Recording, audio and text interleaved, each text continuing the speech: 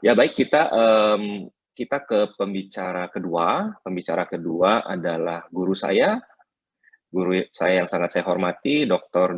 Nur Rasyid, SPU Konsultan, di mana beliau adalah saat ini sebagai seorang staf ahli urologi di Rumah Sakit Cipto Mangunkusumo.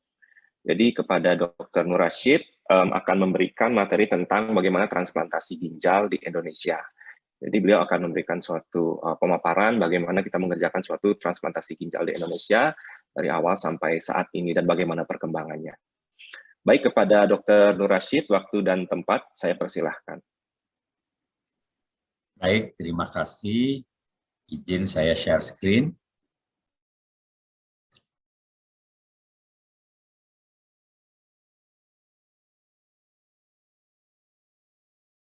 Baik.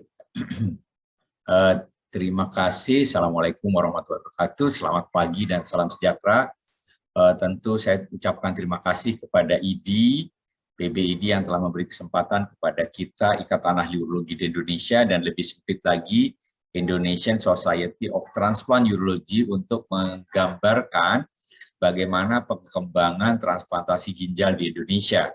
Tadi Dr. Aldi sudah memperlihatkan bagaimana peranan daripada urologi di dalam terapi pengganti ginjal, tidak hanya transplantasi. Secara medis sudah cukup jelas. Kalau saya di sini lebih banyak mungkin nanti akan bercerita bagaimana secara programnya. Kita tahu bahwa dengan berjalannya waktu, pasien-pasien gagal ginjal ini akan semakin meningkat. Kejadiannya kalau tadinya 2/1000, di 2013, 2018 menjadi 3,8/1000. Itu bisa terjadi karena akses yang makin mudah, di mana pasien kemudian bisa menggunakan BPJS, yang tadinya harus membayar sendiri setiap kali HD, dengan keanggotaan BPJS, maka dia bisa memperoleh kesempatan itu. Tentu ini akan menyebabkan pertambahan pasien yang selama ini sebenarnya sudah membutuhkan tetapi belum muncul ke permukaan. Namun kondisi masyarakat di seluruh dunia juga meningkatkan angka gagal ginjal. Ini adalah gambaran di mana jumlah orang yang gagal ginjal per 1 juta penduduk. Jadi kita memang angkanya masih relatif biru muda. Jadi kalau dilihat urutannya mungkin masih urutan kedua di sini. Tetapi dimanapun di dunia, bahkan di dunia yang sudah berkembang, antara orang yang mengalami gagal ginjal dengan yang dapat melakukan transplantasi itu maksimal 1/3. Sedangkan di Indonesia tidak sampai 1%. Kalau kita lihat. Dan kalau kita lihat nilai uang yang dikeluarkan oleh BPJS, ternyata untuk menangani gagal ginjal di tahun 2020 mencapai 1,9 T. Memang masih jauh dibanding cardiovascular disease. Hal ini disebabkan karena pelayanan kardiovaskular intervensional yang sudah banyak jumlahnya di Indonesia, sedangkan pelaksanaan transplantasi ginjal masih sangat terbatas. Sementara kalau kita lihat 98% pasien dewasa di Indonesia masih dilakukan hemodialisis, CAPD itu 2%, sedangkan transplantasi itu hanya di bawah 1%.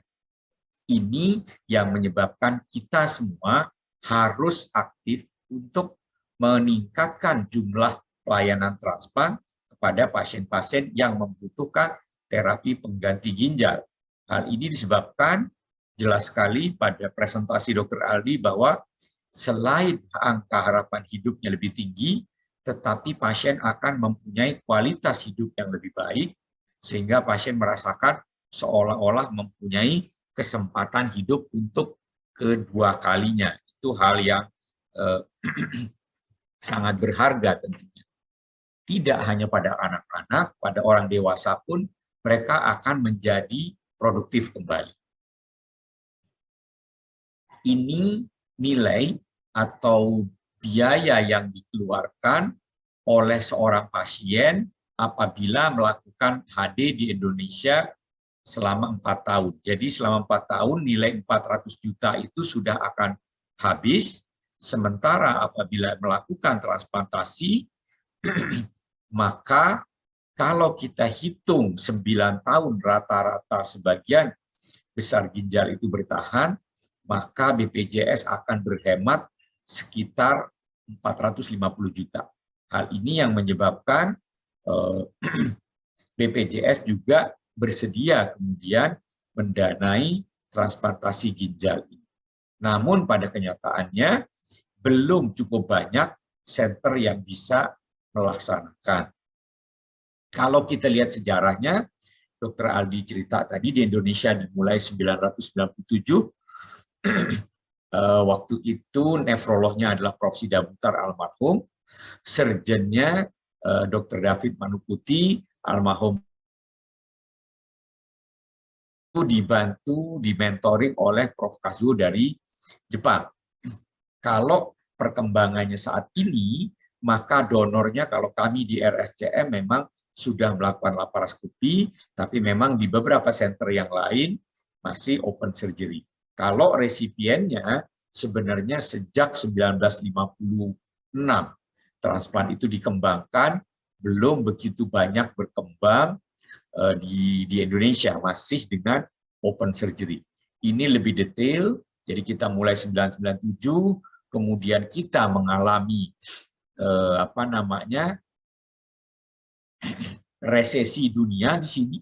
Jadi waktu itu 97, 98 itu mengalami resesi sampai saya ingat kita pernah 1 tahun tidak ada transplantasi karena nilai rupiah yang melonjak terhadap dolar dari 2.400 menjadi 15.000 sehingga tidak mungkin pasien untuk membeli bahan-bahan untuk transplantasinya.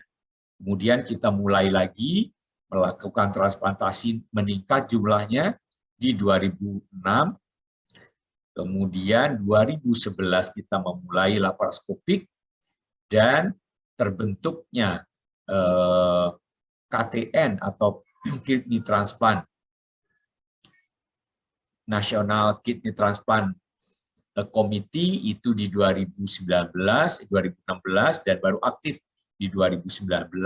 Sayangnya pada saat teman-teman semua sedang semangat, dunia mengalami pandemi sehingga kita mengalami penurunan dalam pelayanan transplantasi. Seperti yang tadi disampaikan, sejak 2011 kita mengalami peningkatan yang sangat bermakna karena terjadi morbiditas yang kecil terhadap donor dengan melakukan laparoskopik. 2016 sampai 2019 ini kami ditugaskan oleh Kemkes untuk melakukan mentoring terhadap beberapa center di Indonesia. Sayangnya di 2020 awal kita mengalami pandemi sehingga beberapa pusat terhenti. Kita sempat melakukan transplantasi pada pediatrik awalnya itu di 2013 dan kita membuka lagi pelayanan transplantasi ginjal setelah COVID memang antara mulai ada Mei, ada yang mulai Juli. Nah, sebelum pandemi memang kita mempunyai 12 center di Indonesia yang berjalan transplantasinya. Namun memang yang aktif dari 12 center itu RSCM, Sarjito di Jogja, Karya di Semarang, Sanglah di Bali, dan Saiful Anwar di Malang. Jadi ini sebelum pandemi. Begitu mengalami pandemi di 2020, yang baru berjalan kembali adalah di Cipto dan di Sarjito. Mudah-mudahan dalam waktu singkat, teman-teman di Jogja, teman-teman di Malang, Semarang, kemudian juga di Aceh, Medan, dan Padang akan memulai kembali dalam waktu singkat sehubungan kondisi pandemi yang insya Allah mulai tenang. Kalau ini adalah gambaran transplantasi kami di RSCM yang awalnya dari tahun 97-an sampai 2011 tidak pernah lebih dari 20. Begitu kami melakukan laparoskopik donor nefrektomi, maka dengan lebih mudah memperoleh donor dari keluarga.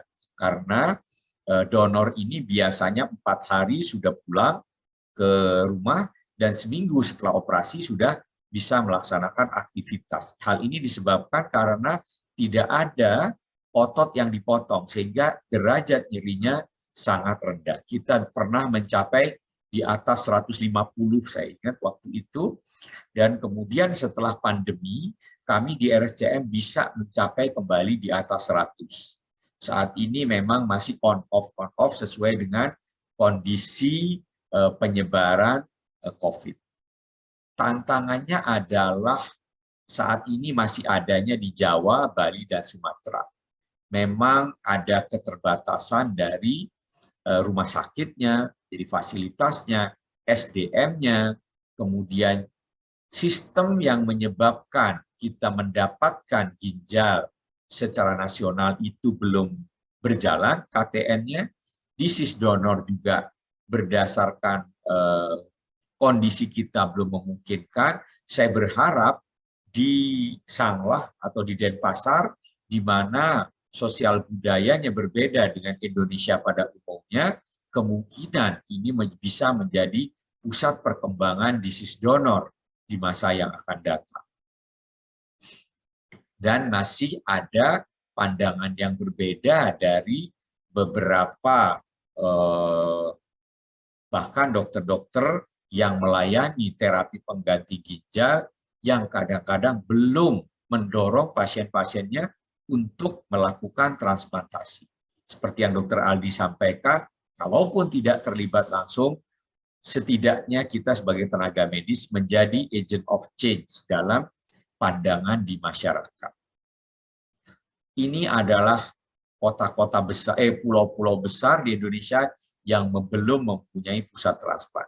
Harapan kami Kalimantan apabila IKN menjadi ibu kota negara, tentunya kita harus segera memulai juga transplantasi, paling tidak di kota-kota yang dekat, entah itu Samarinda atau Balikpapan. Tentu kita menunggu semangat dari dokter-dokter tim transplantasi yang akan mengembangkan di kota tersebut.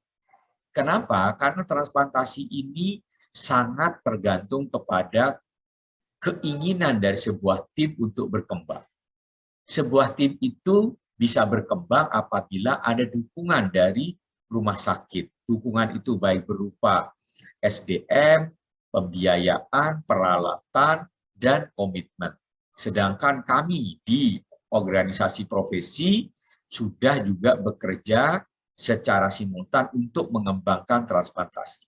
Negara sendiri sudah mensupport melalui pembiayaan, melalui BPJS, memang ada National Transplant Committee atau KTN, namun sayangnya belum berfungsi sebagai donor procurement.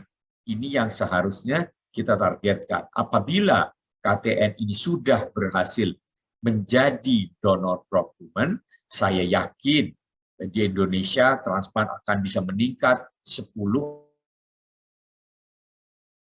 sekarang.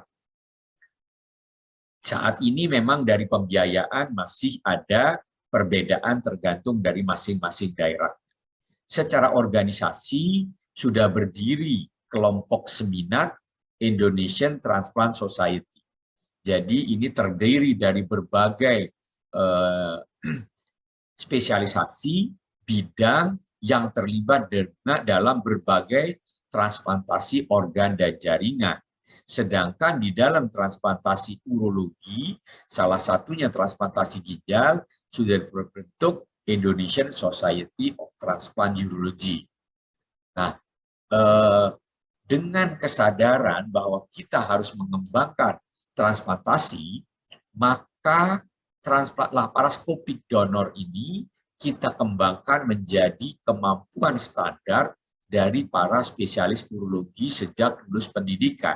Tentu memang mereka belum mempunyai kemampuan sebagai laparoskopik donor nefrektomi, namun sudah mempunyai kemampuan dalam bidang laparoskopik basic. Kemudian untuk ini lebih ke arah sisi donornya, sedangkan ke arah sisi resipiennya, kita mengembangkan teknik microsurgery untuk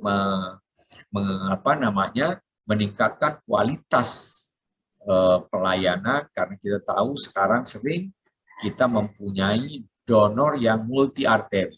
Tentu dengan makin banyaknya calon resipien, dengan keterbatasan jumlah donor, maka sebaiknya kita jadikan satu, baru kemudian kita implankan.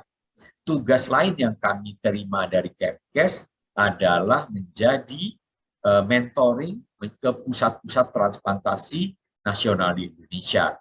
Ini contohnya kami berkunjung ke Rumah Sakit Hasan Sadikin Bandung, kemudian kami sebagai tim yang mengembangkan atau sebagai mentor tentu harus mengembangkan diri. Salah satunya kami berkunjung ke pusat yang melaksanakan resipien donor robotic surgery yang terbanyak di dunia, yaitu di Ahmedabad. Ini Prof. Pranjal Modi, beliau sangat humble orangnya dan memberi kesempatan kepada kami untuk melihat ke kamar operasi selama seminggu penuh. Sedangkan, mohon maaf Dr. Nur Rasyid, mohon maaf mengambil 3 menit lagi waktunya. Baik, jadi ini adalah prosedur yang dilakukan terhadap center-center yang terlibat. Mereka akan berkunjung, ini tim dari Sanglah, berkunjung ke RSCM awalnya untuk melihat bagaimana kita melakukan transplantasi, ada juga Dr. Pras dari Balikpapan. Kemudian setelah itu kami berkunjung, ini kunjungan kami ke Solo beberapa kali. Sayangnya di Solo itu sempat terjadi penggantian manajemen, kemudian transplant tidak menjadi unggulan. Itulah mengapa saya bilang transplantasi ini perlu dukungan dari manajerial juga. Ini contoh di Palembang kunjungan kami kedua setelah keberhasilan transplant pertama dari ibu didonorkan kepada putrinya. Ini kami di Aceh juga, tentunya kalau ke Aceh jangan lupa mampir ke coffee shop pertama ini, dan ini coffee shop spesialitinya Modern Cafe, dan tentunya teman-teman di Medan selalu menyediakan favorit kami, dan ini adalah kunjungan terakhir kami di Padang sebelum mereka kemudian menjalankan transplant secara mandiri. Jadi center yang sudah berkembang mandiri adalah Malang, Jogja sempat terhenti, kemudian kita hanya restart kembali, dan Sanglah yang sangat promising. Jadi sebelum pandemi yang begitu kita lepas langsung ngebut adalah Sanglah, kedua adalah Padang. Nah, inilah yang harus kita usahakan bersama agar transplantasi ginjal di Indonesia itu bisa berkembang. Ini mengenai KTN saya lewatkan, ini mengenai pembiayaan pada saat ini relatif masih bisa memenuhi, meskipun di private tentu harganya bisa sampai 2 kali lipat. Kemudian kita harus mengembangkan kesadaran masyarakat dengan public awareness. Beberapa kali Dr. Aldi membuat buklet untuk masyarakat, kita menghidupkan kembali di RSCM setelah era pandemi.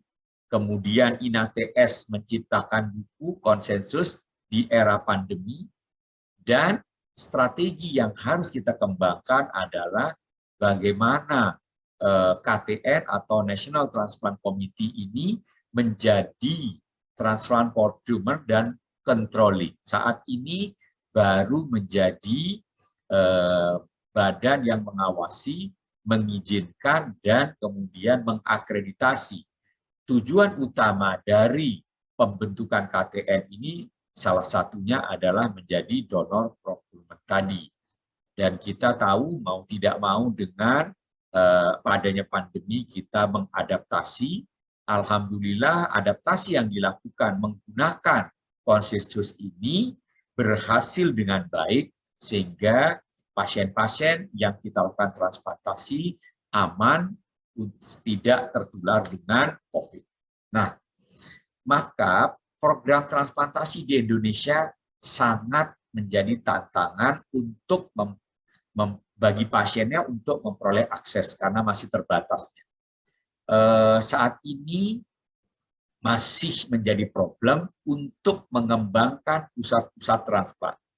Demikian juga mengembangkan tenaga-tenaga yang berminat untuk mengurusi transplant, karena di dalam transplant itu bukan hanya surgeon, ada nefrologis, peran utama nefrologis, karena nefrologis inilah yang mempunyai pasien, nefrologis inilah yang akan mendorong pasiennya untuk melakukan transplantasi. Maka center-center yang mendidik pusat nefrologis sebaiknya juga memaparkan para subspesialisnya dengan transplantasi ginjal ini, sehingga mereka merasa transplantasi ginjal ini sesuatu yang tidak terlalu sulit. Kemudian juga ada surgeonnya, ada anestesis yang juga harus belajar khusus, dan radiologis. Tentu ada pendukung-pendukung lain yang sifatnya seperti kardiologis, gastroenterologis, kemudian juga pulmonologis, semua ahli juga akan mendukung. Tetapi yang utama adalah nefrologis, surgeonnya, dalam hal ini utamanya urologis selama ini kami, dan anestesi serta radiologi yang akan menyediakan data-data sebelum operasi.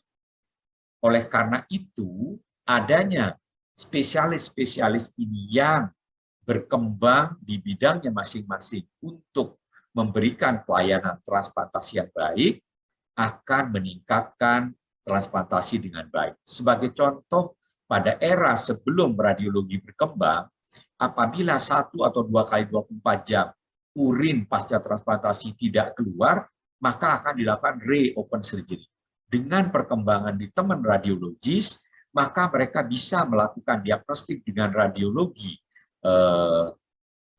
Doppler flowmetry dan Doppler terhadap ginjal transplantnya, bisa mendapatkan kesimpulan apakah ini kondisinya delay, atau kondisinya faktor surgical, atau memang rejeksi. Sehingga boleh dibilang kami tidak pernah lagi melakukan re-open surgery setelah teman-teman di radiologi berkembang dengan baik. Oleh karena itu, dengan kesempatan ini, saya mengajak teman semua untuk menjadi agents of change. Apabila belum kesempatan menjadi tim, tetapi tentu kami mendorong apabila ada kota-kota, khususnya University Hospital, yang ingin berkembang, kami kebetulan di RSCM ditugaskan oleh Kemkes untuk membimbing langsung tim tersebut. Jadi, teman-teman diharapkan membentuk tim. Timnya, kemudian nanti tim inilah yang akan bekerja sama dengan tim yang ada di RSCM sebagai mentor. Demikian, terima kasih, mudah-mudahan bermanfaat. Terima kasih, mohon maaf apabila lewat waktunya Dr. Pande.